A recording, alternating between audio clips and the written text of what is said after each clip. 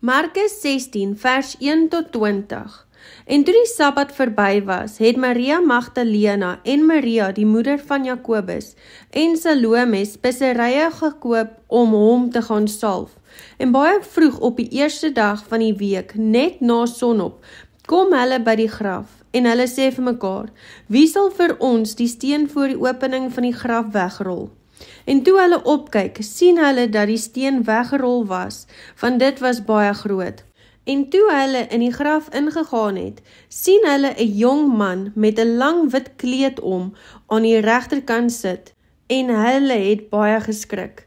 En hy sê vir hulle, moenie verskrik wees nie, julle soek Jesus, die Nasareëner wat gekruisig is. Hy het opgestaan, hy is nie hier nie. Daar is die plek waar hulle hom neergelê het.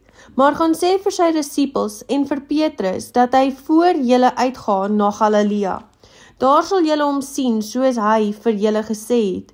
Toe gaan hulle hastig uit en vlug van die graf af weg. En bewing en ontsetting het hulle aangegryp en hulle het vir niemand iets gesê nie, want hulle het gevrees. En nadat hy opgestaan het, vroeg op die eerste dag van die week, het hy eers verskyn aan Maria Magdalena, uit wie hy 7 duiwels uitgedryf het.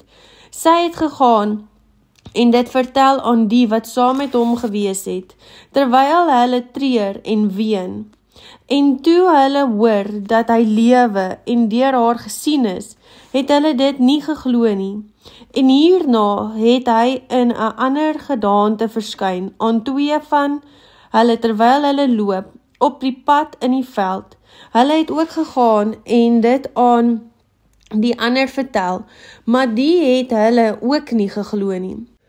Later het hy aan die 11 self verskyn toe hulle aan tafel was, en hy het hulle hul ongeloof en hardheid van hart verwyd, omdat hulle die wat hom na sy opstanding gesien het, nie geglo het nie.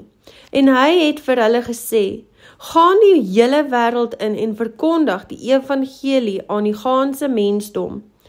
Hy wat glo en hom laat doop, sal gered word, maar hy wat nie glo nie, sal veroordeel word. En vir die wat geglo het, sal hierdie tekens volg. In my naam sal hulle duiwels uitdryf. Met nuwe tale sal hulle spreek, slange sal hulle opneem, en as hulle iets dodeliks drink, sal dit hulle geen kwaad doen nie. Op siektes sal hulle die hande lê, en hulle sal gesond word.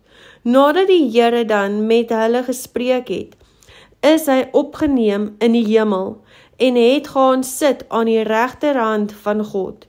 Maar hulle het uitgegaan en oral gespreek, en die Here het saamgewerk, en die woord bevestig deur die tekens wat daarop gevolg het. Amen.